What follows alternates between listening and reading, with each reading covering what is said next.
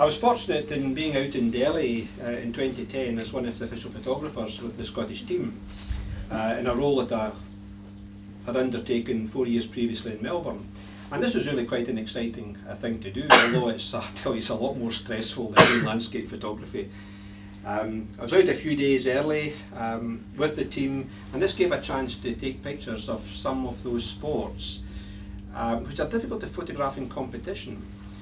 So getting them in practice, Neil Sturton, one of the shooters, trying to think about viewpoints. You have flexibility when in practice to get viewpoints that you might not otherwise get when they're in serious competition.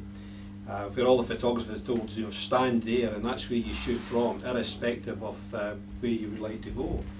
And this is selective focus, but you can see the sights at the end of the barrel there are still evident, out of focus, but it shifts the emphasis very much onto the shooter himself. Likewise in archery, it's not an easy thing to photograph. And this was a wide angle lens shot with the girls in practice, and just including a couple of the targets away in the distance. Or with the 24 to 35, literally lying on the ground and looking skywards up towards one of the archers. It gives this very sort of uncluttered image. And things like that are good for stock photography. They're easy to cut out in Photoshop. So often in sports pictures, the backgrounds are cluttered with advertising boards and various distractions of that nature.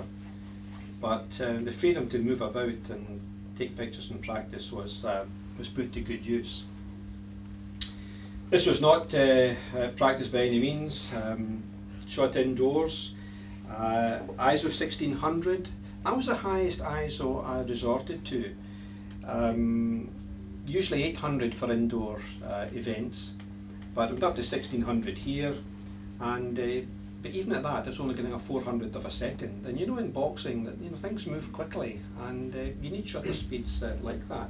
It's also a privilege in getting a ringside shot there, shooting through the ropes.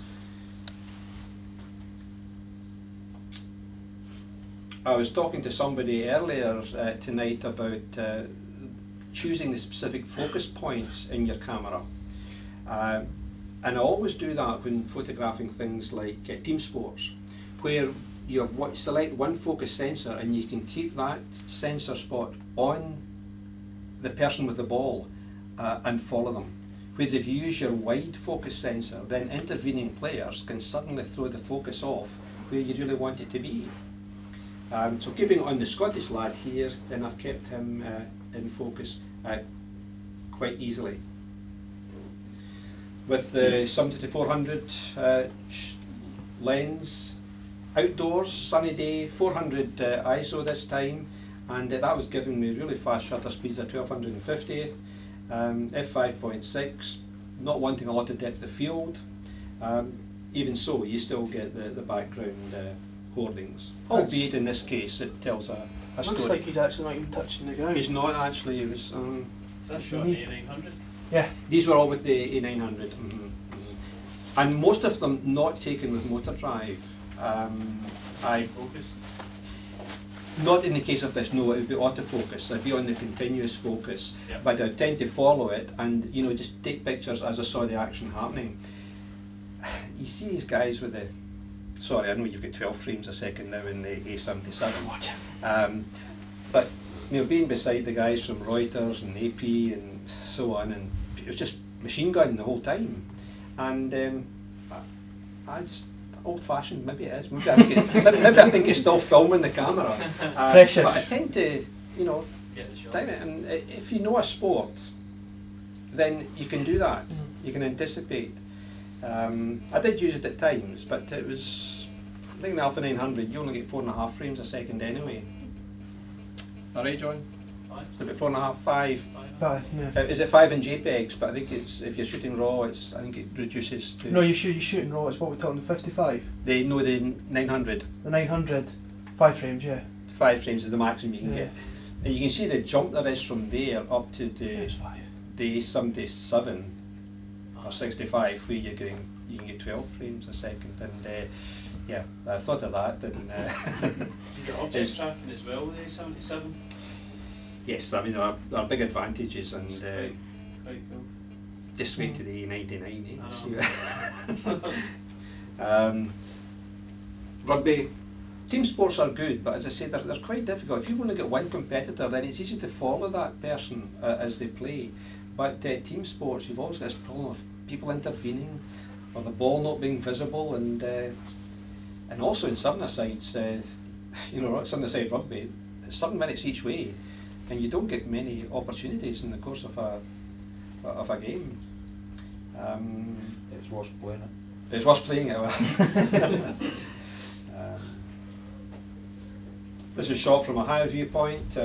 This is the girl who went on and got gold in the mixed doubles tennis.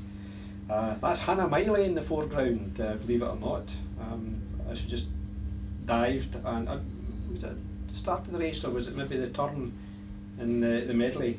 And she's still under the water and just sort of breaking surface. And I thought the way in which her body was distorted by the movement of the water made it slightly different. 500th of a second at ISO 800. Never thought I'd enjoy weightlifting, but it's a very expressive event, and having attended 2 or 3 of the sessions in Delhi, I'd pay money to go and see it in Glasgow in 2014. They're real extroverts, these guys, and you get them at this stage or that stage.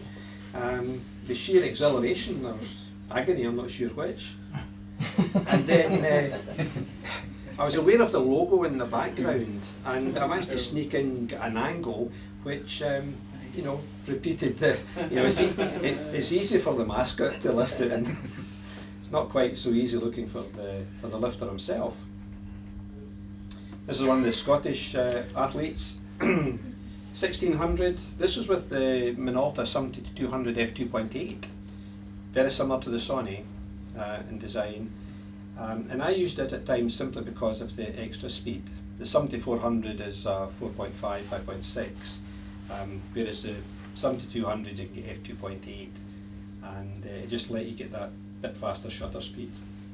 And here I've used a background which tells you where the event is, and it maybe dominates the picture, but it's putting the lifter into context. This was 16, I put it up to 1600 and a 500th of a second, because it's surprising when you watch weightlifters, they're shaking, and they've got jerky movements, and that's where it's a faster shutter speed than you might have thought about choosing.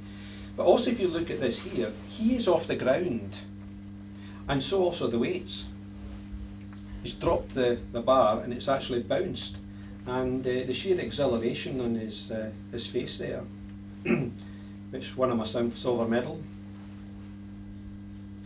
Time trial and the road racing, it's a fairly boring thing to photograph. They go down 12 miles that way and come up, back up the other side of the dual carriageway, another 12 miles, and you get them when they're going out, one at a time, so you don't get a sense of real competition.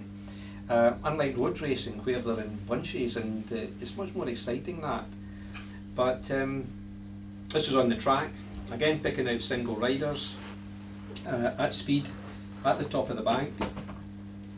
Badminton, I've done a lot of badminton photography over the years, and I can anticipate all the sort of movements, and from the higher viewpoint and looking down, court side, low viewpoint, 70-200 lens, probably about 70 mil.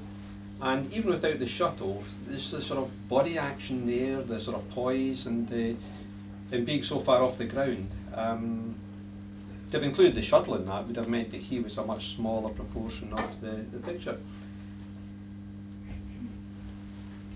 Susan Egglestaff, who may get into the Olympic badminton team this coming summer.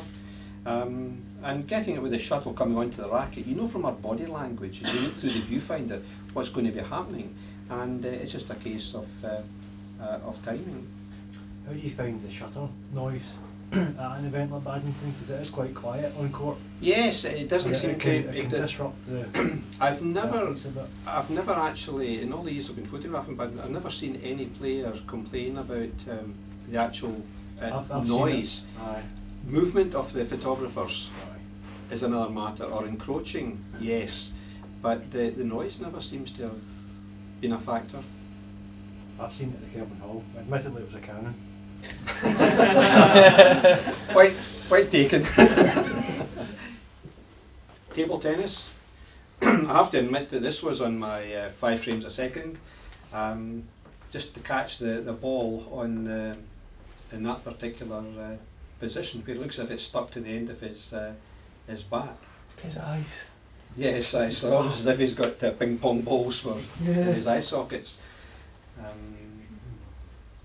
Bowling may not seem a very exciting sport to photograph, but I wasn't a lead photographer. Another guy was the main photographer. So while he was dispatched to athletics, you know, I was sent to lawn bowls.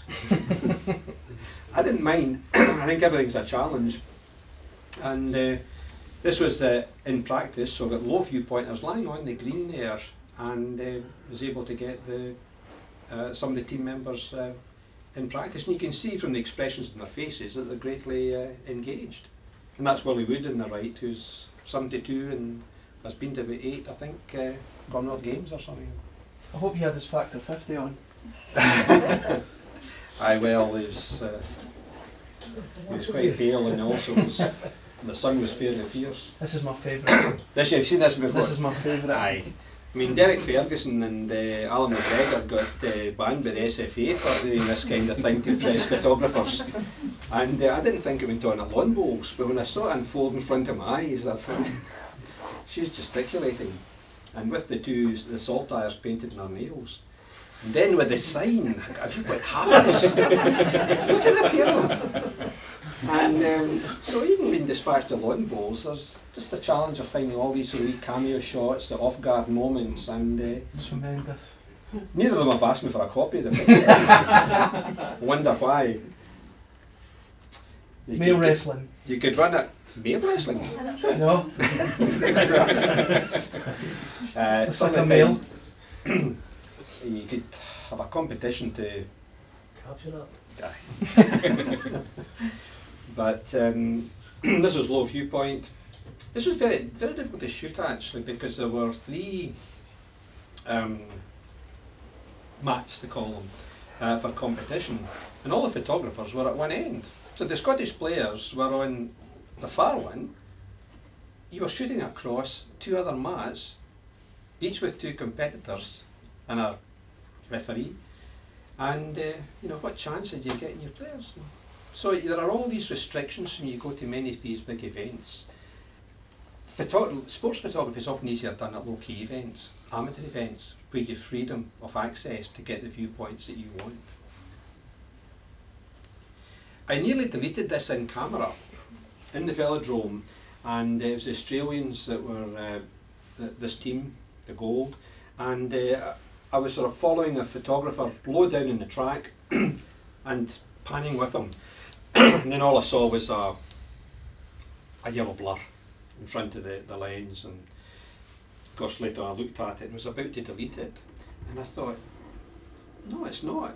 Initially I thought that was the forks of the rider of his bike in the foreground, and then I realised it was his arms. I couldn't have taken that if I'd tried.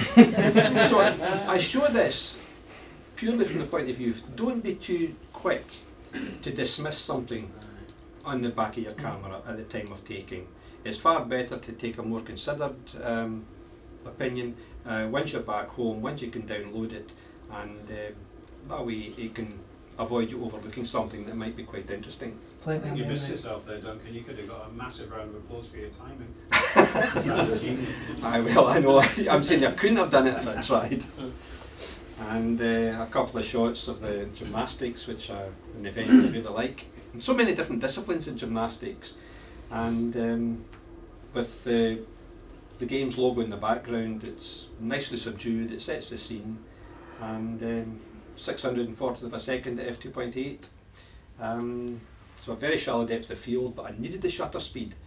And the lighting, although it looks bright to the eye, I needed 800 ISO to get a fast enough shutter speed. Cheers, Duncan.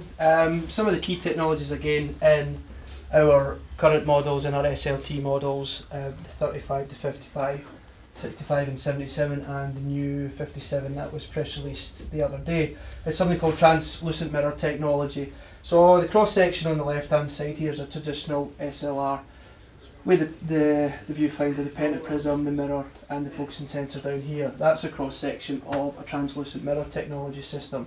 So you can see the advantage straight away that there's no any moving parts. That's a moving mirror, that's a fixed mirror. So it's constantly focusing at every point. So there's a bit of an example here actually. So they're the three key benefits of translucent mirror technology nowadays. So obviously a lot of your shots, Duncan, with the fast action, i.e. the bikes, etc. This kind of thing would be ideal for it. So the first one is the high speed. So there's a bit of a demo here. So you can see the difference.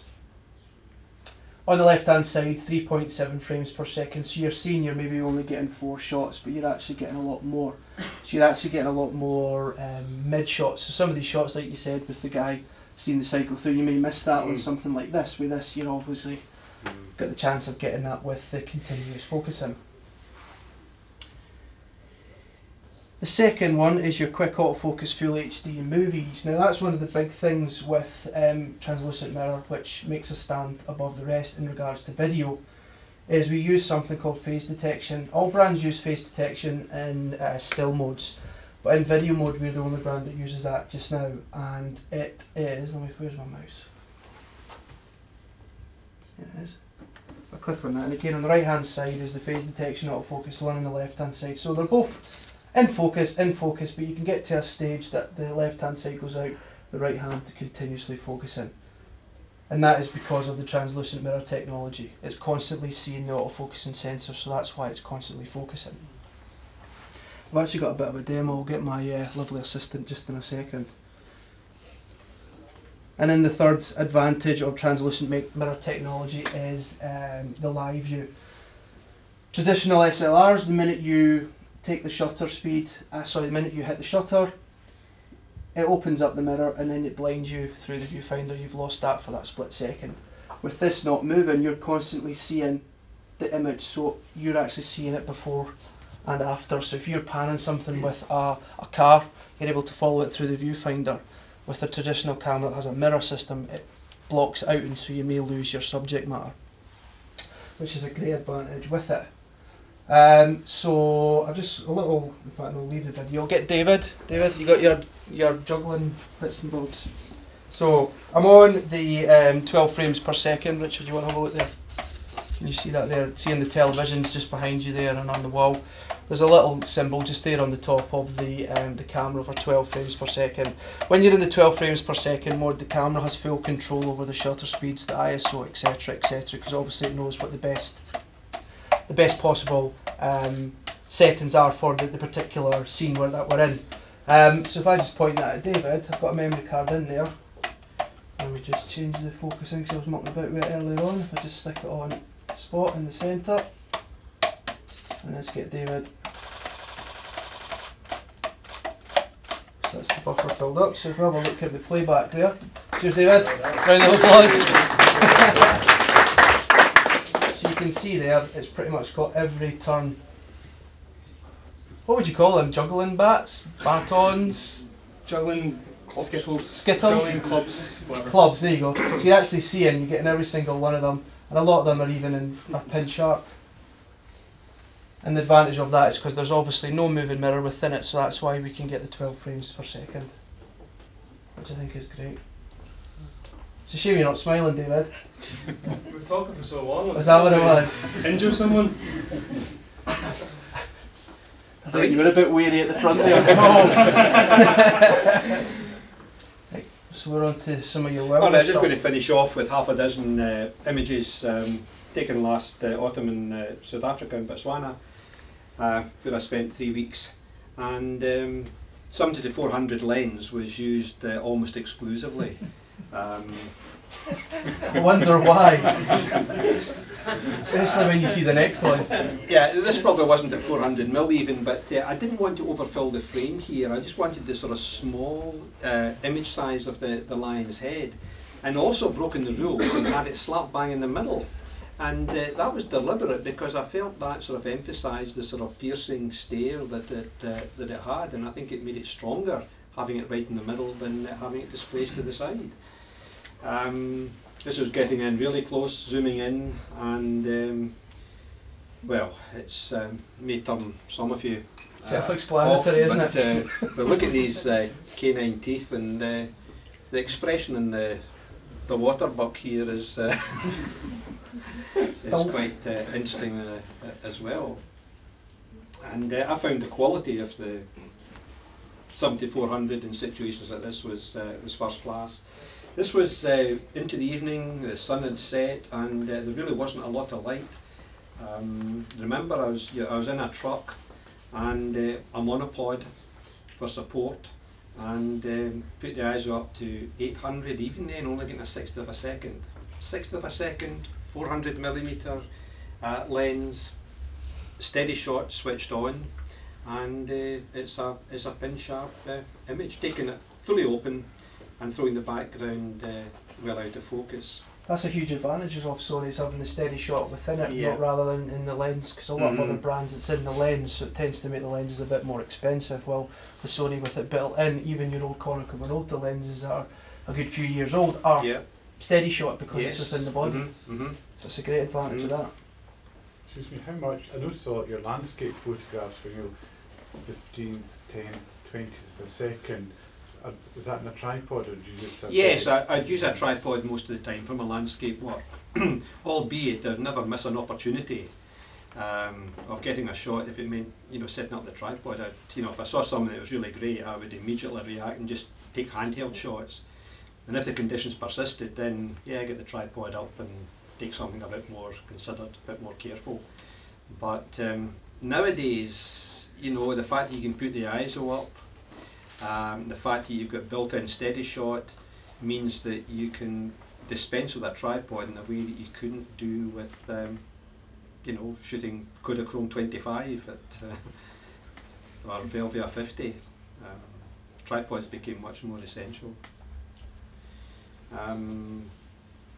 This shot of the elephants, I wasn't sure that the sun had actually gone off the elephants, but it was still catching the background, and it's the opposite of what you'd expect. You'd expect the stronger light to be on the elephants, emphasising them. But this was the shot I preferred. I just thought there was enough detail in the elephants themselves, and the brighter background was quite sort of pleasing. Did quite a lot of bird photography in Botswana on the Chobe River, and this was from a boat. Now, a moving platform like that, at least when you're on a safari truck, they stop to let you take the pictures. But even if the boat stops, a small boat with half a dozen folk in it, it's still moving. One person moves and the whole boat moves. And using a monopod again,